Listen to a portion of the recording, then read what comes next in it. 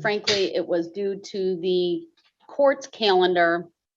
Originally, I had been scheduled to be in a 5-week trial starting February 13th. And then that was delayed by 2 weeks, and ultimately that trial was adjourned. And so that was the reason for the hearing being scheduled on today's date. So for now, I don't anticipate your client having to talk. I can just hear background. So I'm just going to mute it. And if we need to talk to him, we'll unmute.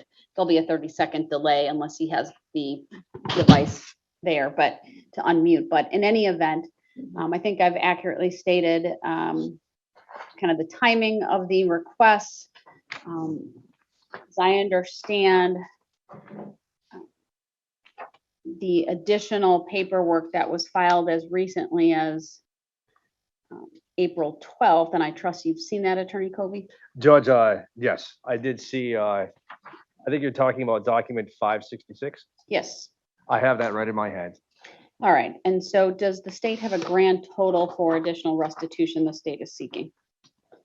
So to be clear, Your Honor, on the document, is that the one that's titled, well, the first thing is crime victim compensation? Okay, thank you. Yes, I just couldn't tell if that, I didn't do the math, if that's. Yes, I wanted to be clear on that. So at the bottom it notes you've already ordered sum of 124,220.65 to crime victim compensation.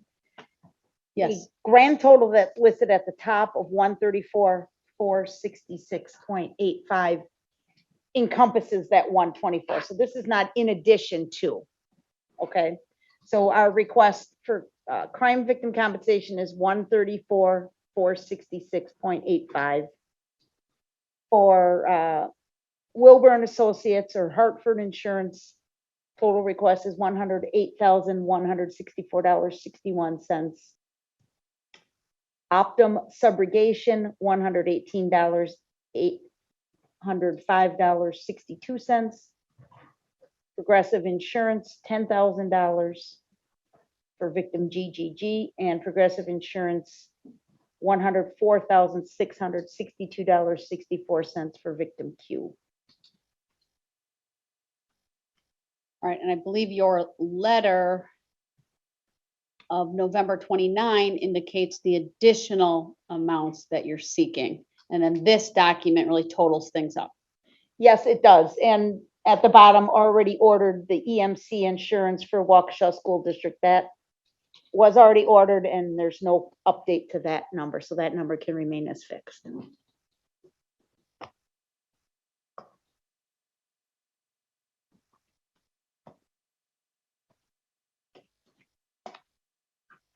I'm just going to do a quick calculation to determine the additional amount to crime victim compensation the state is seeking. Looks like that's $10,246.20. I'm sorry, can you repeat that number? Assuming I hit the keys on my calculator okay. correctly, it's the difference between the 134 plus minus the 124, and that's $10,246.20. Yes, we agree with that. All right, and then the additional other amounts to other individuals, namely insurance companies, are really those 4 amounts that are listed in the near the bottom of this document to Hartford Insurance, the Optum, and Progressive for 2 different victims. Yes, correct. All right. Is that your understanding of what was being requested, Attorney Covey? Judge, it clarifies things. I had thought that the state was asking for an additional, the full 134,466.85 in addition to the 124. So my number, original number, I thought was just north of 476,000, but it seems like it's closer to about 350,000, give or take. I'm using round numbers because I don't have a calculator with me. Understood. It's my understanding from the document that you filed on behalf of Mr. Brooks that Mr. Brooks is not contesting the loss that was suffered, but rather his ability to pay. Judge, that is correct. I'm not asking for, at least for anything to date, anybody to present extra documentation as to the accuracy of these numbers. It's just on his earning ability and lack of funds. And was that the state's understanding as well? Yes. I know in the filing from Attorney Covey, I don't recall if it was the letter or the actual motion to deny. There's a claim that Mr. Brooks is indigent based upon his incarceration. Is the state going to take any issue with that? We're agreeing to that fact, Your Honor. We've reached a stipulation with Attorney Covey that recognizes Mr. Brooks, to our knowledge, is indigent at this time, and that his future earning capacity would be limited to prison wages. And that's an agreeable stipulation to the defense? Judge, we reached that agreement yesterday. Absolutely, I suggested it.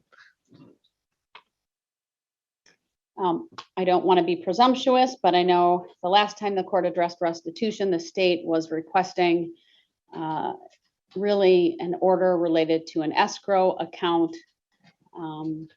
Should there be future payouts or earnings by Mr. Brooks, will you be making the same request? Yes, and I noted that is in the original judgment of conviction that was filed by the court on November 17th of 2022. You had made that order and that finding at the time of sentencing, and you had also indicated restitution costs and surcharges and fees to be collected from prison monies pursuant to statutory authority. And so we're going to ask both of those orders remain in place. Will your client have any objection to that? If there's additional restitution, I don't object to the escrow account. That would be for monies paid to Mr. Brooks, not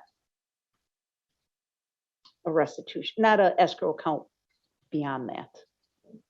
Under 949-165.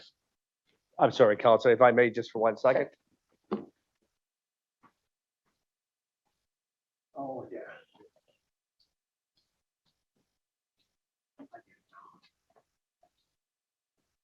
Okay. Judge, counsel explained to me briefly what she was getting at. I don't have any objection to that. All right. Then it seems to me there's really just some legal arguments as to whether I should order the additional restitution. Yes, Judge. The stipulation then would put us in a position where Mr. Brooks does not need to testify. That's my understanding, and that would be how I would proceed. Anyone see that any differently, Attorney Opper? We do not. Judge, that was the reason why I suggested the stipulation. All right, thank you. Then, since it is the state's request for additional restitution, I'll hear from the state. Thank you, Judge. Your Honor, we are asking this court to order restitution in the full amount as proposed in the document we filed yesterday. I think you said it was 566. Yes. Here. Thank you. I'm sorry. I just don't know the document number. Yes, it is document number 566. Judge, we certainly understand ability to pay as one of the factors that the court is to consider here, but we'd like to highlight a couple of things. First of all, one of the goals of restitution is to rehabilitate the defendant. We think that is an important goal in this case, noting the damage that was inflicted by this defendant to multiple victims. We would note that most of the monies, or at least a majority of the monies, came from the Crime Victim Compensation Fund, which really is funded by taxpayers. It's a state fund, and that I'm glad to see on this list there's no individual victims that are still looking to be made whole, that it was either covered by Crime Victim Compensation or insurance companies. So I think it's important that we recognize that in the desire for the public to have those monies repaid to the CDC if appropriate. As far as the insurance companies, the same, Your Honor. While I understand they operate as a for-profit business, these were substantial expenses that they had to cover for their insured, for their clients, and a direct result of the defendant's conduct and the significant injuries that several of these victims suffered as a result of Mr. Brooks' behavior. So we do believe that it's both fair and appropriate for the court to order the whole amount, notwithstanding that limitation. The reality is that perhaps this will never be achieved by Mr. Brooks in his lifetime on prison wages, but it would serve a rehabilitative purpose, because should he ever receive employment within the prison system and a wage, albeit minimum, it would be a reminder to him and aid in his rehabilitation, that for whatever monies he earns in the prison, a portion of it does go back to the Crime Victim Compensation Fund. And the other thing is, Your Honor, of course, we don't know if an escrow account would ever be needed under 949.165, but I think we can make a reasonable observation here that there is potential for Mr. Brooks to obtain money in the form of payment to sell his story, to engage in a book deal or a movie offer or whatever it is. We know that this case garnered international attention. It's not beyond the realm of possibility that someone may at some point offer him some funds or some sum of money to share his perspective on this case.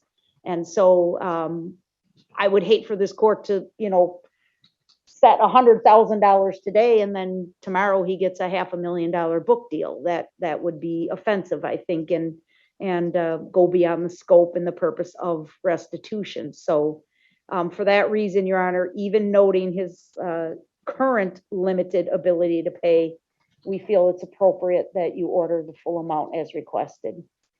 Thank you. Before I turn to the defense, I don't want to make any assumptions, but it's my recollection, probably during the sentencing, maybe even during some of the witnesses, or even during maybe discussion related to jury selection. Obviously, the community had set up a fund for victims to seek reimbursement.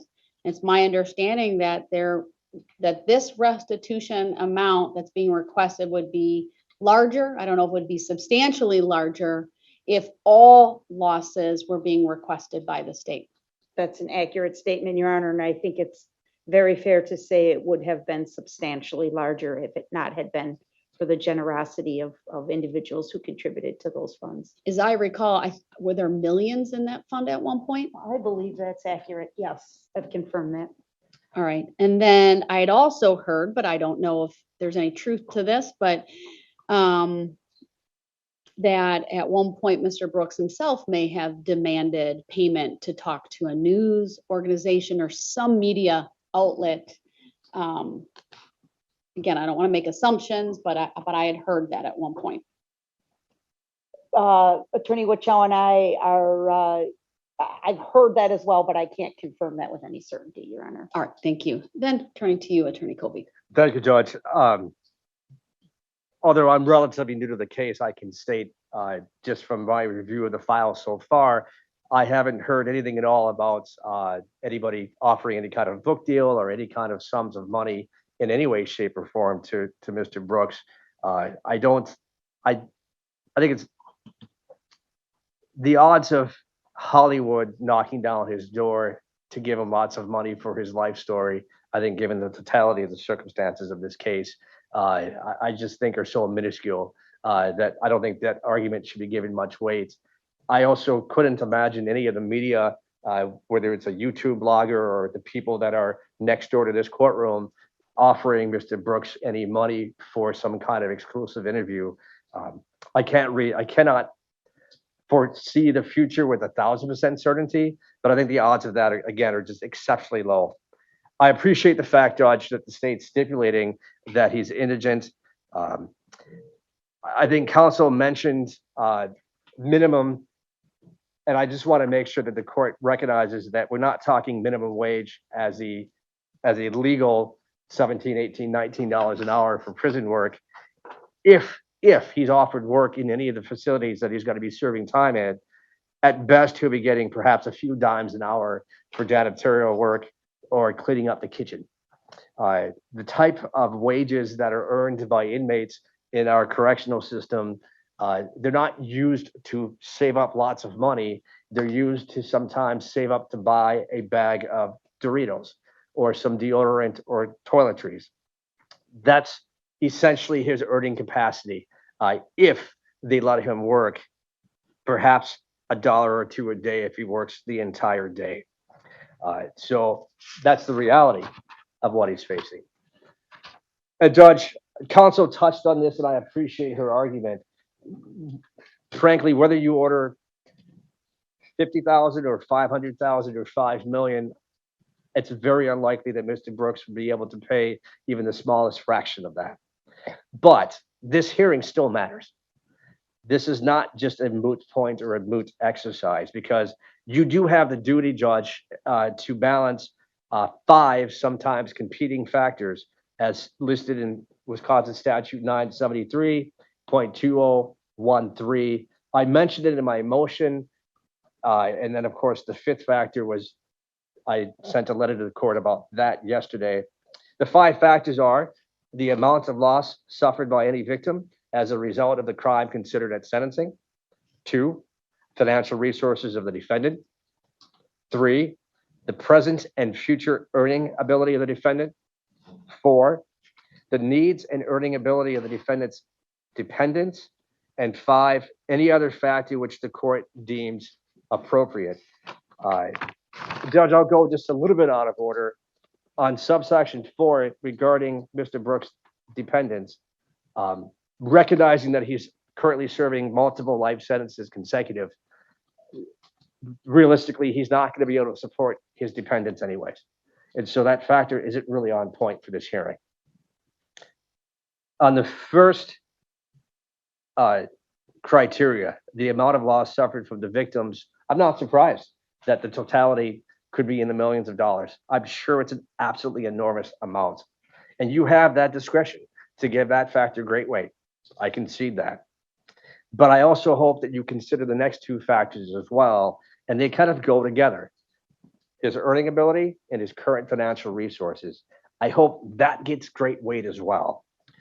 She's had significant financial problems even before this case. I believe he qualified for a public defender from day one. If he were to testify, he would testify that he had no savings, no assets. He doesn't have any kind of inheritance coming down his way. Nobody owes him any kind of money. I don't think anybody would dispute those facts. If you add on another $500,000 or $350,000 to what he's already been ordered to pay, which is in excess of $171,000, then you are sending a message that the 2 factors, his poverty, his earnings abilities, just don't matter. And I hope that they should be considered. Finally, Judge, subsection number 5 is the catch-all section, where you can consider any other factors which the court deems appropriate. I'm not sure if the amount of restitution in document 566 is the sum total of what might be requested in future restitution hearings. The law, there is case law that states that a request could be made well past the 90 days after the sentencing hearing. We could object to it, but a lot of courts have upheld those. And I believe, just for the sake of judicial efficiency, since he cannot pay anyways, since he really couldn't raise more than a couple of dollars a month anyways, is it worth the court system's resources, our time, the court's time, the community's time, to have potential extra restitution hearings when the ability for him to pay anything is going to be minimal or nil? And Judge, I guess one last thing. I would respectfully disagree that this is about rehabilitation. Given the length of Mr. Brooks' sentence, I think this is just more additional punishment, adding extra zeros to the judgment of conviction for money that he owes. I recognize the gravity of the harm, and I mean no disrespect to anybody who suffered any injuries or the medical bills from this case. But given the totality of the circumstances, his multiple life sentences. I just don't think it makes sense to add on any additional restitution. It's just more paperwork, potentially extra hearings for no really just purpose except to add extra numbers on the judgment of conviction. I'm happy to answer any questions you might have, Judge, and thank you. All right, thank you. First of all, I do want to thank the parties again for the stipulation. I think that certainly has made this hearing one that is running quite smoothly, but also kept victims from having to testify again regarding the loss that they suffered, and even frankly, the representatives from crime victim compensation or the insurance companies related to this. I also appreciate the stipulation from the state regarding the indigency. I think that's a testament to both counsel here and their willingness to, look at this objectively and what the purpose of this hearing and what the court needs to do.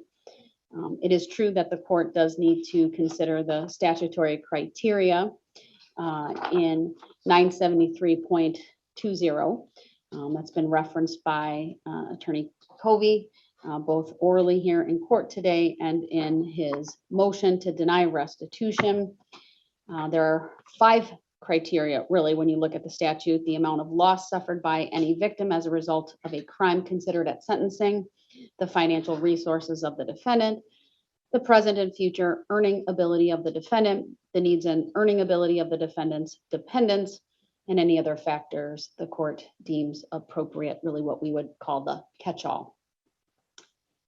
Obviously, this concerns a case where Mr. Brooks was convicted of dozens and dozens of crimes based upon conduct stemming from him driving an SUV through the Waukesha Christmas parade.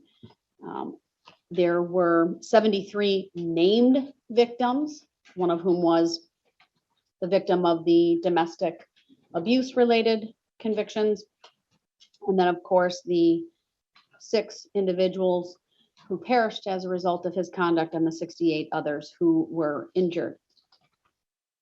There are family members that are represented by each of those victims as well. This was and remains a very significant crime that has and will have lifelong effects for not just Mr. Brooks, not just these victims, but the community as a whole. And the losses that were suffered apart from the death and the injuries is only in part represented by the dollar figures that have been requested by the state on behalf of the victims. And that's what prompted one of the questions to Attorney Opper is that there was, and I think perhaps, I don't know if it still has any money left in it, but we know that there was a fund set up by community members, really funded, I'm sure, if you were to look carefully, probably internationally, with millions of dollars that helped defray costs and the loss to many of the victims. There was testimony, whether during the trial or probably more at the sentencing, of individuals who did not have insurance and suffered out-of-pocket losses. And thankfully, the community stepped up, crime victim compensation stepped up, but it would have been significantly more in terms of the dollar amounts that the state is seeking, but for that fund that had been created and used to help the victims of Mr. Brooks's crimes. And so I think that's an important consideration for this court to consider. In addition to the type of loss that was suffered here, I mentioned this earlier, there was death, great bodily harm, certainly emotional and physical trauma. Because this involved a parade and Mr. Brooks driving through it, there's also that sense of security and safety in our community that he robbed not just the parade goers on that fateful day, but really the community, the state. I think anyone who's heard anything about this case would feel a real sense of security that was stolen by Mr. Brooks.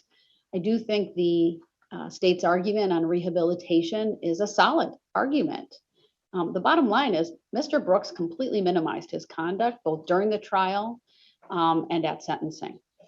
And it is important, if only symbolic, that while he is in prison for the rest of his life, that whatever meager sums he might make with a prison wage, that there be a reminder to him why there is this deduction from his monies, that his ability to go to the canteen or to buy some extra item that's not otherwise provided by the prison, that there be that reminder to him that he doesn't have even the full access to whatever money is on his account. Now, I'd remind everyone the law caps what that deduction will be at 25%. I think that's a very clear recognition by our legislature of the balance that the system needs to have as it relates to prison monies. And I think that's an appropriate cap. I also think it's important that this court consider that the vast majority, I shouldn't say vast majority, but a significant amount of the restitution is to crime victim compensation, which is a state fund, largely, if not all, funded by taxpayers. And even if there were some grants that are there from federal resources, which I imagine there might be, that's still taxpayer funded. And so I think that's another consideration for this court to look at and consider. Now, I do have to balance. I'll look at all the criteria. Obviously, significant amount of loss. That's criteria reflected in sub 13 sub A.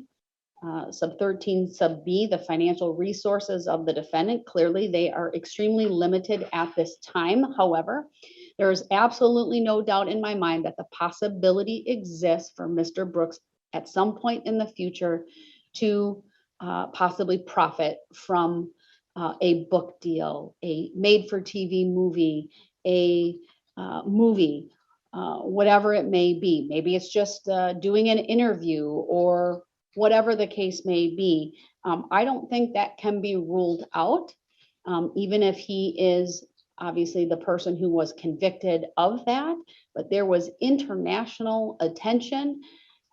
This court had Court TV in to stream the trial. This court has always streamed every hearing as it relates to this case, in part because of the number of victims, and I could not, I don't have a courtroom big enough in this county to hold all parties involved. Certainly during the trial, this courtroom was packed on a daily basis. And to say that the trial went viral, I think would be an understatement. And so all of that relates to, though, that catch-all factor and the possibility that Mr. Brooks could come into a sum of money at a later point in time because of the story that he could provide or tell on his own behalf. You need only look at Netflix to know that crime stories are incredibly, they're things people want to watch. People find them interesting. People want to know the why. They want to know the how. And it's certainly not just this case, but we've seen it, and not that that's been on Netflix or anything, but other cases have captured the attention. So I don't think it's beyond the, it's not an impossibility, let's say. It's, I think, a very real possibility that someone might produce something someday for more of a commercial or theatrical type purpose, even if it's a true crime type situation, and that it's possible that Mr. Brooks could profit from that. And that certainly is why at the time of sentencing, the court addressed the request by the state related to the escrow account. I think that's important to do that here. And so when I balance all of these things, when I consider the significant amount of the loss, the court's desire to hold Mr. Brooks accountable, and even if it's a small reminder with his prison monies, that does serve a very important rehabilitative role, because even though he's serving successive life sentences, we all hope that one day he truly is able to accept full responsibility for what he has done, not minimize his conduct, and so that this award of restitution in full, as the state has requested, is important. And I will grant the additional amounts as I indicated earlier. It's $10,246.20 to crime victim compensation. That total then to them for the judgment of conviction is $134,466.85. Then to Wilbur and Associates, which is Hartford Insurance, $108,000, $164.61. Optum Subrogation, $118,805.62. And then Progressive Insurance for victim GGG, $10,000, and Progressive Insurance for victim Q, $104,662.64. That is, of course, on top of what a court had already ordered to EMC Insurance of $47,193.29. So again, I'll grant the request of the state. Will also include that it be payable out of any prison monies per state statute, and the court under 949.165 makes the additional amounts of restitution ordered today subject to the escrow account under that statute. Anything the state thinks I've overlooked as it relates to this? No, Your Honor, thank you. Anything the defense thinks I've overlooked as it relates to this? Judge, I think I'm good. I'll just let Mr. Brooks know that I'll set up a phone call with him soon. If you could just wave your hand so I know that you heard that, sir. Oh, and Yeah, I he did. forgot to state this at the beginning of the hearing. Obviously, it made reference to the video conferencing. He's appearing through the Zoom platform through our technology. It's working. I can see him. You can see him. He's indicated twice now that he hears us. Clearly, the technology is working and it meets the minimum standards for video conferencing. And given that there was no testimony that was taken today, too, it was obviously very appropriate for him to appear that way. He has 20 days from today's date to appeal the decision of the court. I will, of course, make sure an amended judgment of conviction is done as quickly as possible, get that signed, and that will be uploaded to the e-filing system. All right, thank you, everyone. That does conclude our hearing today. Good luck. Thank you, Judge. Thank you, Judge. Mr. Brooks, I'll talk to you soon.